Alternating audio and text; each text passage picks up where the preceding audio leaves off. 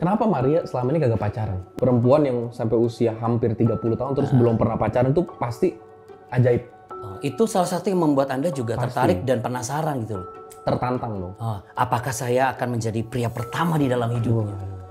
Tapi kenapa tertambat hatinya dan trustnya itu adalah ke Adit? Saya suka podcast ini. Ya selama ini nggak pernah Penasaran nih ya. Hubungan ini tuh sangat menguntungkan buat aku, belum tentu menguntungkan buat dia. Kenapa bisa berbeda? Ya kan dari sudut pandang itu, waktu aku deketin dia tuh aku naik motor. Secara ekonomi nggak ada yang bisa aku kasih ke dia. Di luar sana banyak anak-anak muda yang sedang ragu untuk menikah. Mereka happy untuk menjadi sendiri. Kan Maria cukup lama, bahkan bisa dikatakan terbilang lama sampai ketemu dengan Adit. Ya. Apakah itu pernah dialami oleh Maria juga?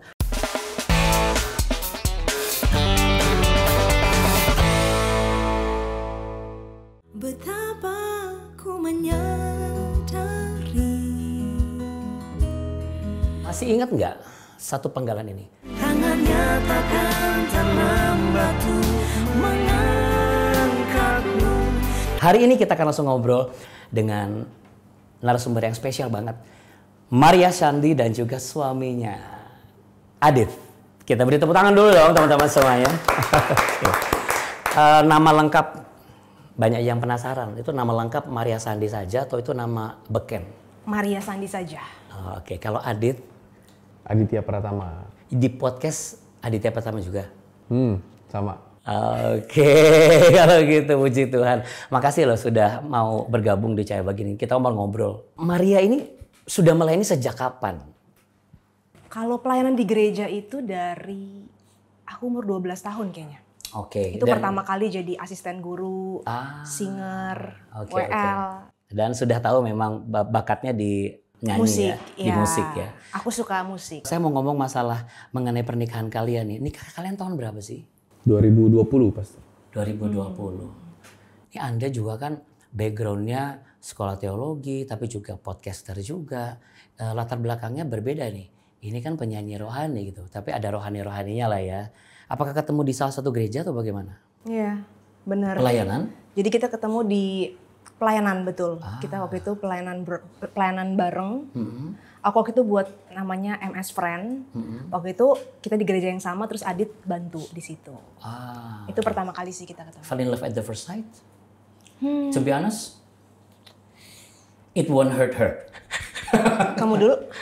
Iya, aku justru penasaran sama Adit. Kamu sayang. Oke.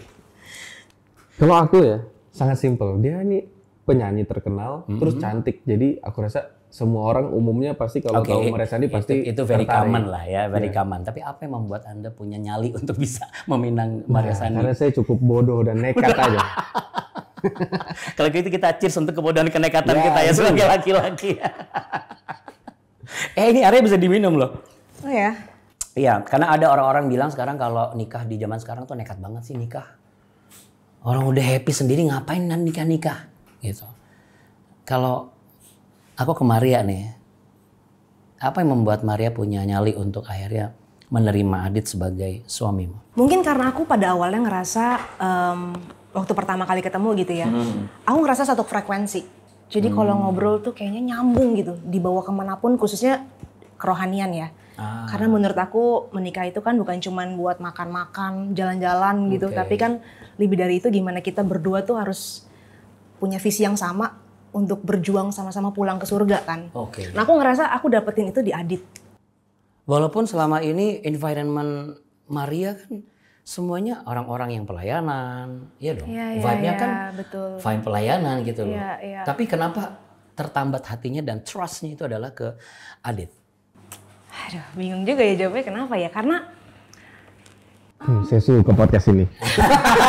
Ya selama ini nggak pernah penasaran nih ya. Benar-benar. Karena by the way, Adit kan pacar pertamaku dan pacar terakhir yang akhirnya jadi Justru suami. itu yang mau saya tanyakan. Aku ngerasa karena sebabnya itu. Aku merasa karena walaupun aku banyak di dunia pelayanan, tapi aku jarang nemuin pribadi yang punya kedewasaan rohani. Kristen banyak sekali, tapi kalau begitu kita ngomong lebih dalam tuh kayak nggak nyambung gitu. Iya. Bukan karena juga looks-nya juga handsome? Itu ada faktor juga sih, tapi bukan nomor 1. Udah jujur aja nggak apa-apa. Ini nomor 2. Kedewasaan rohani seorang pria. Sekalipun mohon izin, karena kita di sini harus belak-belakan. Rentan usia Anda berdua ini kan cukup signifikan ya perbedaannya. Yang notabene di dalam hal, let's say, kultur keluarga Indonesia. Ya, kita bicara mengenai secara keseluruhan, secara global. Ini kan suatu hal yang tidak biasa. Aku mau tanya dulu ke Maria. First impression, first man, first love, and the last person. Iya. Tetapi ada satu, kalau saya bilang, yang sekarang ini gila gapnya. Ya.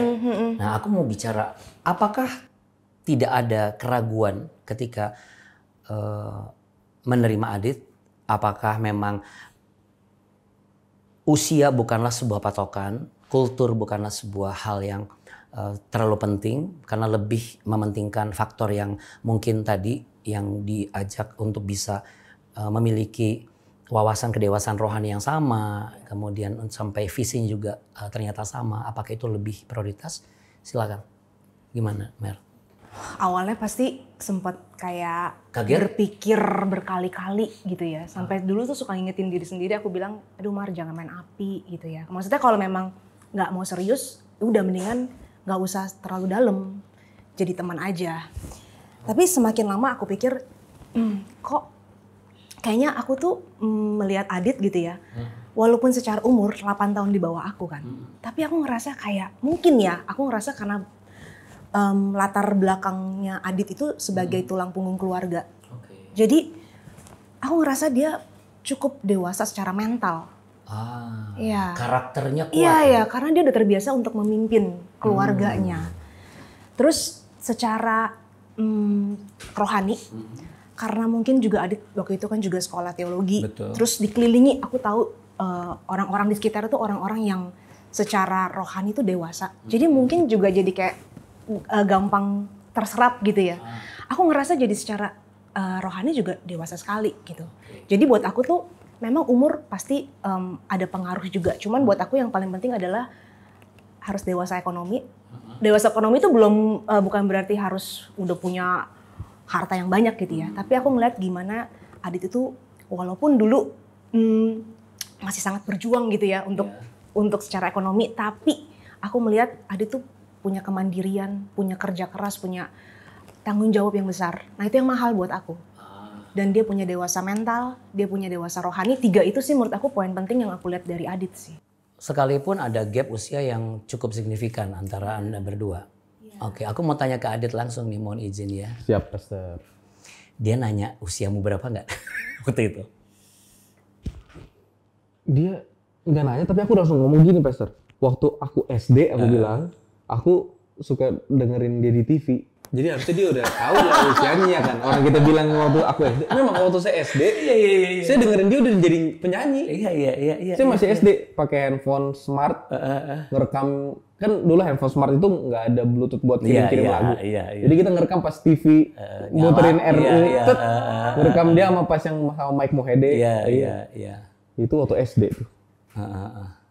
Jadi udah pasti bedanya sih ekstrim. Itu Tuhan pasti sanggup tuh ya. Tuhan pasti sanggup. Mas pasti inget nggak lagunya? Masih sedikit dong. Setuju nggak teman-teman nyanyi sedikit ya? Oke, coba dong. Tuhan pasti sanggup. Tangannya takkan terlambat untuk mengangkatmu. Oke. Wah. Tepuk tangan dong. Tepuk tangan semuanya. Anda juga pasti tepuk tangan kan? Nah, sambil tepuk tangan Anda coba bisa lihat ada nomor di layar. Kalau memang pembicaraan di awal ini ternyata langsung nyentil. Itu saya nih. Saya lagi bingung untuk memutuskan apakah hubungan saya harus lanjut atau tidak. Karena ada perbedaan usia yang cukup jelas di antara kami. Padahal orangnya pas, karakternya juga cocok gitu ya. Ini kita bicara mengenai poin-poin kehidupan yang sesuai dengan apa yang diharapkan. Tapi Anda khawatir karena ada masalah usia. Hubungi nomor itu, nanti akan diterima oleh konselor kami. Ya, kami adalah sahabat 24. Kami siap jadi sahabatmu.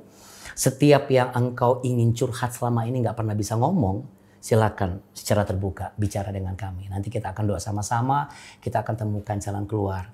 Apalagi kalau Anda tetap stay menyaksikan podcast ini, karena pasti akan ada titik terang. Yang pasti Tuhan pasti sanggup untuk menolongmu. Ya, amin. Saya tunggu teleponnya. Oke, kita beralih ke Adit. Nggak pernah merasa minder dengan perbedaan usia? Atau merasa gini, saya ini bener apa enggak sih? Atau jangan-jangan cuma monkey's love gitu loh. Cinta monyet gitu. Belum sampai gorila masih yang ya cuma sekedar ya senang-senang gitu. Itu atau gimana? Buat aku sih ngedeketin Maria itu kalau dia mau bersyukur, kalau dia nggak mau nothing tulus. Jadi serius. Iya, bonek deketin kan. Maria atau deketin Dedi? Oh, itu salah satu strategi ya. Oh iya. Kenapa Anda bisa? Karena buat aku gini, kalau di sini tuh buat aku hubungan ini tuh sangat menguntungkan buat aku, belum tentu menguntungkan buat dia. Kenapa bisa berapa? Ya kan dari sudut pandang itu, waktu aku deketin dia tuh aku naik motor. Secara ekonomi nggak ada yang bisa aku kasih ke dia. Aku tuh waktu itu ngerasanya uniknya gini, gue nggak ada duit, nggak terkenal, bukan siapapun, nggak ada apapun, keluarga ada 8 saudara. Ya. Jadi kalau dia mau itu sebenarnya dia maunya gara-gara apa ya? Nah itu aku ngerasanya kayak nih cewek tulus amat. Kalau aku mau sama dia tuh alasannya banyak, terkenal, cantik, segala macam. Tapi kalau dia mau sama aku, masa kalau tentang tampang, Pastor tau lah, dia kan ketemu sama orang Kristen banyak banget. Pasti ada jutaan atau ratusan ribu orang Kristen yang lebih ganteng, lebih bagus apa. Nah jadi menurut aku kayak, ya udah. Jadi nothing tulus. Bener-bener apa yang bisa gagal ya kan. Paling kalau dia nggak mau dia, aduh nggak deh gitu kan. Ya udah aku deketin aja gitu sih. Jadi kalau dibilang minder, nothing tulus sih. Nothing tulus. Iya. Tapi nggak mau kehilangan dia kan sebenarnya. Kan waktu itu bahkan belum memiliki. Terus apa yang membuat Anda seneng sama Maria? Iya sejujurnya utamanya gara-gara dia cantik, terkenal, suaranya bagus. Nggak, siapa yang nggak senang sama Maria coba? Oke, itu sebenarnya itu jawaban yang bisa dimiliki oleh setiap pria. Iya, itu gini, soalnya kalau Maria itu bukan Maria Sandi, belum tentu. Aku bisa kasih alasan, oh saya suka dia karena dia baik, saya suka. Tapi ini Maria Sandi kayak, maksudnya umumnya orang nih laki-laki, ayo suka gak? Pasti suka lah, maksudnya kenapa nggak suka ya kan? Oke, berarti big fans lah. Kita bicara big fans. Pernah nggak terpikir bahwa dia cuma ngefans sama saya? Maria pernah nggak terpikir begitu? Karena dari awal tuh pembawaannya nggak seperti orang ngefans, Kak, justru agak sedikit misterius gitu. Itu yang buat aku mungkin jadi kayak agak sedikit penasaran ya. Strateginya tepat. Ya. Jadi jadilah seseorang misterius supaya bisa semakin menarik gitu ya. Ini kan keluarganya 8 saudara. Kalau Maria? Aku 2. 2 ya? 1 kakak. Betul. Iya. Waktu kalian mulai hubungan, kalau kita bicara keluarga, aku ke Maria dulu, mungkin tidak terlalu sulit. Betul ya? Karena kan dalam cuma hal 1 saudara. Oke. Ya, kan? Artinya tidak terlalu banyak yang memberikan pendapat dan ini kamu tuh aku gini. Nah, untuk yang 8 saudara ini, paling gampang, Pastor. Ya orang Maria Sandi. Oh. Lagi kita Maria Sandi. Wow, gitu foto dong. Iya nggak ada susah-susahnya beneran. Oh, justru nggak ada. Nggak ada lah. Orang tua juga, wah Maria Sandi. Iya, udah kan. Iya kan? Emang begitu keadaan. Oke. Berarti mungkin bisa dicatat kalau mau diterima harus terkenal dulu baru bisa diterima. Ya, tapi itu sesuatu yang just for fun ya. Tapi pernikahan kan bukan for fun, it's for something ya ke depan dengan visi yang jelas gitu. Iya. Ya buat aku pribadi ya, yang unik sekarang kalau kita lihat secara normal, kenapa Maria selama ini kagak pacaran? Itu aja udah unik. Cari, gak usah yang terkenal, yang biasa-biasa aja deh. Perempuan yang sampai usia hampir 30 tahun terus belum pernah pacaran tuh pasti ajaib. Oh, itu salah satu yang membuat Anda juga tertarik dan penasaran gitu loh. Tertantang dong. Oh, apakah saya akan menjadi pria pertama di dalam hidupnya? Ternyata jadi pria yang terakhir ya. Pertama dan terakhir. Iya, itu maksud aku itu aja udah unik. Gimana caranya perempuan biasanya kan merasa ada tekanan lingkungan. Ya, betul. Aduh, masa umur 27 belum nikah? Ya. Masa umur 29 belum nikah? Dia umur 29 belum pacaran. Nah, jadi menurut aku itu udah agak unik. Nah, yang kedua, aku ngelihat sejujurnya Maria itu sepertinya benar-benar nggak seperti usianya dia. Kayak sekarang kalau pasar tebak usianya pasti salah jauh. Iya. Nah, dia tuh orang yang pintar ngerawat dirinya. Jadi waktu itu ngerasanya nggak seperti orang yang beda 8 tahun nggak sampai kayak gitu banget. Kayak rasanya ngobrol mah nyambung-nyambung aja. Iya. Nah, dia kan jauh terlihat muda.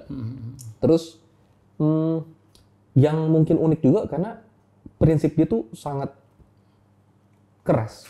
Seperti dedinya. Nah, Tegas ya. Iya, keras lah aku sebutnya ya. Keras tuh artinya benar-benar mereka tuh keras saklek. kepala. Iya.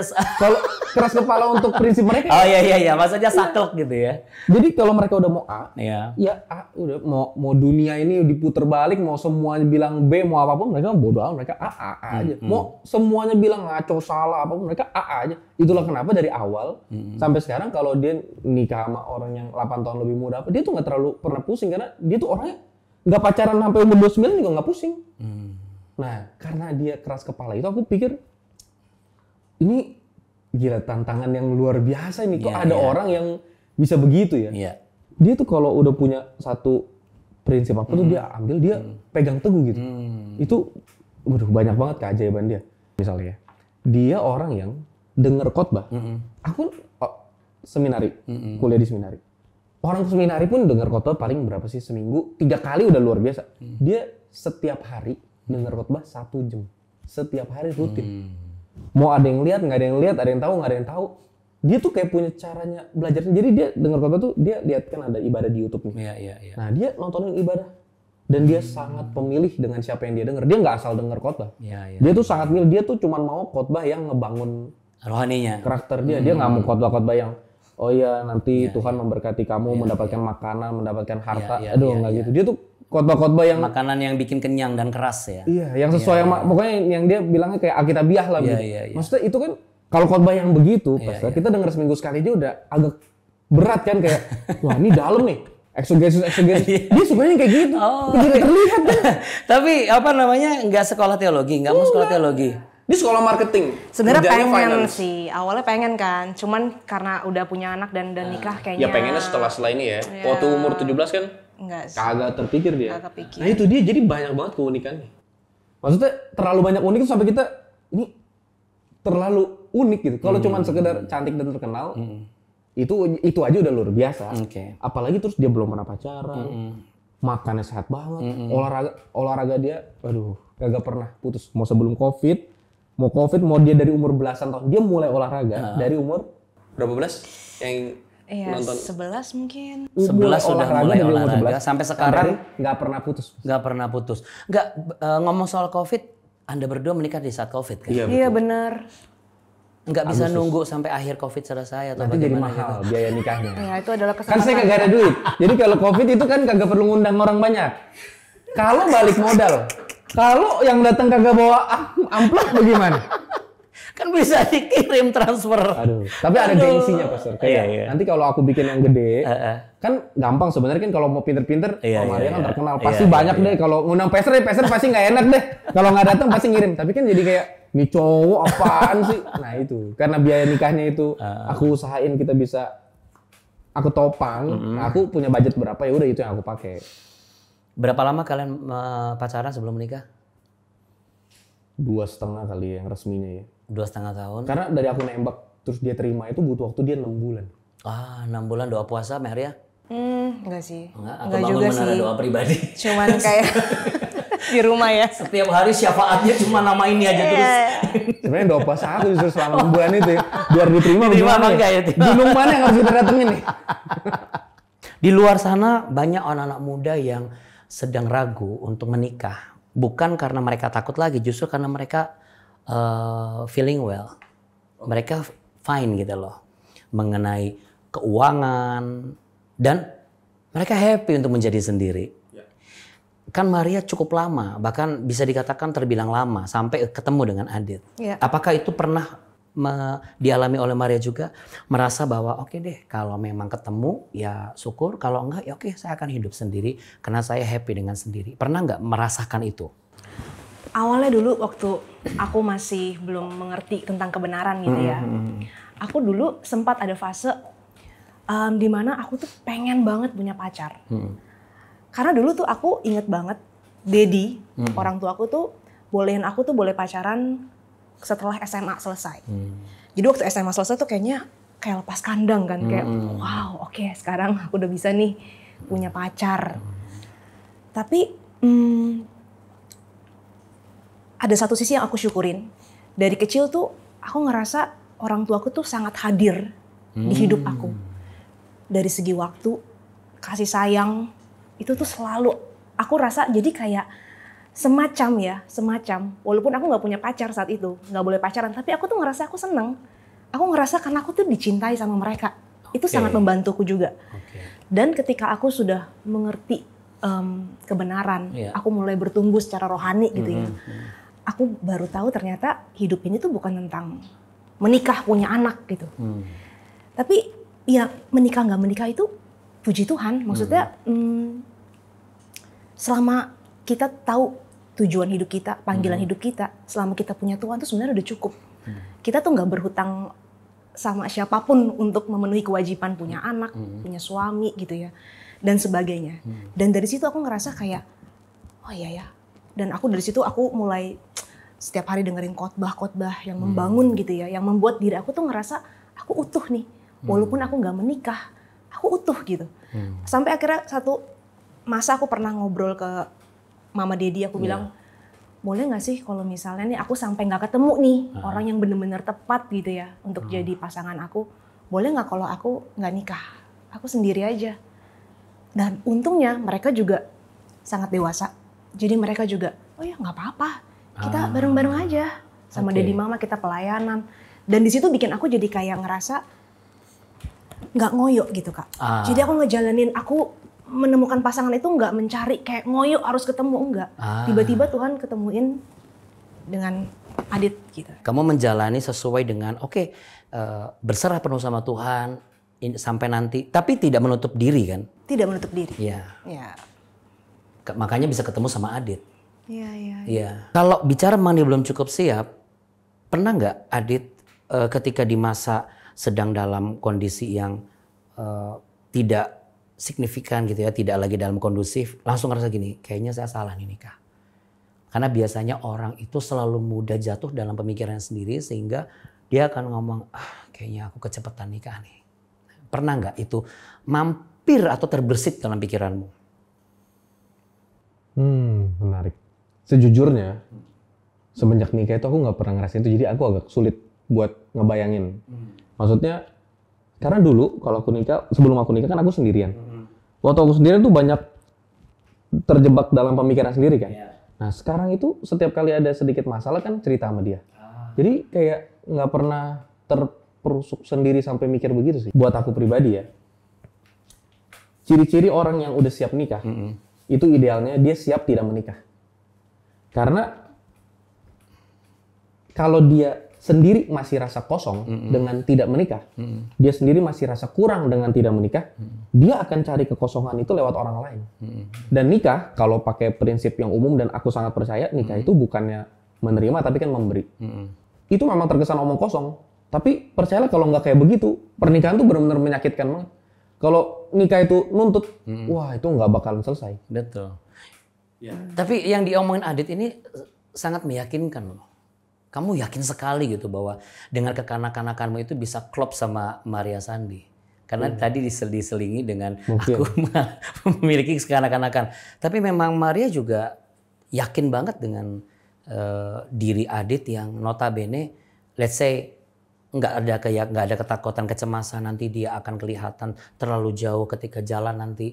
Apa mungkin ada teman lah yang ngomong yakin nikahnya sama yang lebih muda dan sebagainya, kan itu nggak biasa. Nggak takut nanti kalau di saat usia tertentu, kita frankly speaking ya, dari case by case yang datang ke konseling ke saya adalah ternyata ujung punya ujung sampai si istrinya harus plastic surgery lah, harus punya biaya untuk skincare lah dan segala macam, hanya untuk supaya memberikan sebuah kepuasan dan memenuhi apa yang dibutuhkan oleh suaminya yang notabene memang gapnya. Ini pernah nggak dipikirkan oleh Maria? Iyalah pasti. Dari awal-awal tuh aku juga sempat mempertimbangkan hal itu juga. Cuman karena apa ya, seiring berjalan waktu gitu ya, aku lihat Adit itu dari segi rohani tadi ya, yang kakak bilang apakah nggak khawatir gitu. Kan makanya kan kita pendekatannya lumayan lama nih Kak. Sebenarnya di situ tuh lebih kayak aku tuh mau kenal dulu gitu kan. Dan aku lihat Adit itu satu yang mahal ya, adalah dia itu selalu tahu kalau dia salah dan dia selalu berusaha untuk nggak ngulangin lagi. Jadi itu buat aku mahal banget. Walaupun mungkin tingkat rohaninya oke lah, belum ya itu yang tadi dia bilang kan tergantung subjektif kan, tergantung siapa yang lihat nih. Tapi karena dia tahu di mana salahnya dan dia selalu berusaha untuk memperbaikinya, makanya kayak terus progresif gitu, naik. Nah itu bikin aku kayaknya aku bisa hidup sama dia deh. Gitu. Karena apa? Karena kamu mengharapkan sosok pria yang memang bisa memenuhi kebutuhan sebagai imam. Iya pastinya, karena kan bakal jadi ayah buat anak aku juga. Dan seenggaknya kita punya visi yang sama, punya frekuensi yang sama. Kalau kita ngobrolin tentang kerohanian tuh nyambung gitu. Kita bisa tahu arahnya kemana gitu. Bahkan Anda tidak ragu untuk menikah sekalipun usia Anda terpaut jauh, lalu kemudian sepertinya bagaimana kekerasan kepala dalam konteks prinsip yang teguh itu tidak menjadi sebuah bola salju yang akhirnya membuat rumah tangga itu retak. Karena kan biasanya yang datang konseling ke saya, kenapa sih? Salah satunya adalah dia orang keras kepala banget. Apa semua. Tapi kalau saya lihat pengakuan Anda keras kepala itu sebuah kekaguman. Bahwa ketika prinsip itu sudah terbentuk, pokoknya this is my decision. Dan itu yang membuat Anda malah jadi semakin yakin bahwa dia harus jadi istrimu. Ya, betul. Ya. Apa yang bisa Maria sampaikan kepada Maria dulu ya, kepada setiap wanita yang di usiamu saat ini mungkin finansialnya enak. Ya. Let's say bukan kaya raya lah. Ya tapi semuanya sudah punya sendiri. Apartemen sendiri, mobil mewah sendiri, lalu rumah ya sendiri gitu ya. Bahkan harusnya sudah siap untuk berumah tangga. Karena jangankan rumahnya, tangganya pun sudah lunas gitu. Baik. Ya. Tapi sampai sekarang mungkin di luar sana menganggap begini. Saya melihat di kanan kiri saya, let's say orang tua saya nggak apa-apa, fine. Tapi kanan kiri saya ini lagi banyak masalah nih, rumah tangga yang hancur lebur. Dan saya nggak mau bagian dari mereka. Apa yang bisa Maria sampaikan ke pasangan muda yang, khususnya wanita yang saat ini sedang bergumul tentang itu. Based on your experience, bagaimana juga dengan hubungan pribadimu yang selama ini dekat dengan Tuhan Yesus. Based on truth juga yang bisa kamu aplikasikan, silakan. Kalau dari aku, sebelum kita nemuin pasangan hidup, temukanlah Tuhan dulu. Karena kalau kita belum menemukan Tuhan, kita sangat rentan banget untuk bisa salah milih pasangan. Tapi kalau kita udah menemukan Tuhan secara pribadi gitu ya, itu yang buat kita akan merasa utuh. Dan ketika kita ngerasa utuh, kita bahkan bisa siap untuk tidak menikah. Jadi intinya bukan harus menikah atau tidak boleh menikah, tapi intinya adalah menikah tidak menikah, yang penting itu semua untuk kemuliaan Tuhan. Jadi ya pesan aku, temukanlah Tuhan sebelum kita menemukan pasangan. Aku setuju. Bisa kasih tepuk tangan lu dong buat jawabannya. Kenapa kok Pastor setuju? Kenapa? Saya juga katakan gitu kepada beberapa teman orang-orang yang datang ke saya. Ketika sudah, aduh tolong dong, apalagi doain, minta tolong doakan kalau Tuhan berkenan biar saya jadi atau bagaimana. Ya benar, pendeta atau hamba Tuhan itu bukan penghulu. Jangan jadikan Tuhan sebagai penghulu juga gitu. Kalau jodoh didekatkan dan kalau nggak jodoh dijauhkan. Kita harus keluar dari konteks itu. Temukan Tuhan dalam pengenalan yang secara nyata dan sederhana untuk menjadi bagian dalam hidupmu, maka di situ engkau akan temukan jawaban kehidupanmu akan seperti apa. Sehingga benar tadi, menikah pun tidak akan salah pasangan, dalam permasalahan konflik itu juga akan selalu menemukan jawaban dan kekuatan, karena Tuhanlah sumber kekuatannya, bukan pasangannya sumber kekuatannya. Kalau aku percaya gini Kak, selama kita percaya penuh sama Tuhan, kita mengenal Tuhan kita siapa, kita yakin tak perlu didoakan pun gitu ya, Tuhan tahu kok apa yang kita butuhkan. Exactly. Terakhir single terbaru apa? Kembali pulang. Boleh kasih contoh dong, di YouTube sudah ada? Sudah ada. Kasih contoh refnya boleh, biar nanti kita bisa langsung nonton. Ada tangan yang terbuka, penuh kasih setia, yang terimaku apa adanya. Ada hangat pelukanmu yang tak pernah lelah menungguku. Engkaulah rumah tempatku kembali pulang. Sudah ada di YouTube-ku, Maria Sandi. Maria Sandi, SHANDY ya? EI. Ya, SHANDY. Judulnya Kembali Pulang. Semoga bisa jadi berkat buat semuanya. Dan tentunya buat sahabat-sahabat semuanya, podcast Cahaya Bagi Negeri next-nya apa nih episodenya? Ya kita nantikan. Yang penting jangan lupa subscribe, kasih jempol, lalu bagi. Ya paling enak tuh nonton podcast tuh jangan sendirian. Paling enak tuh nonton bareng sama teman, sahabat, sama pendamping hidup, sama anak, orang tua. Why not? Ya hopefully dengan adanya Cahaya Bagi Negeri, podcast ini menjadi salah satu solusi untuk menciptakan family time yang berkualitas. Ya, Tuhan Yesus memberkati. See you.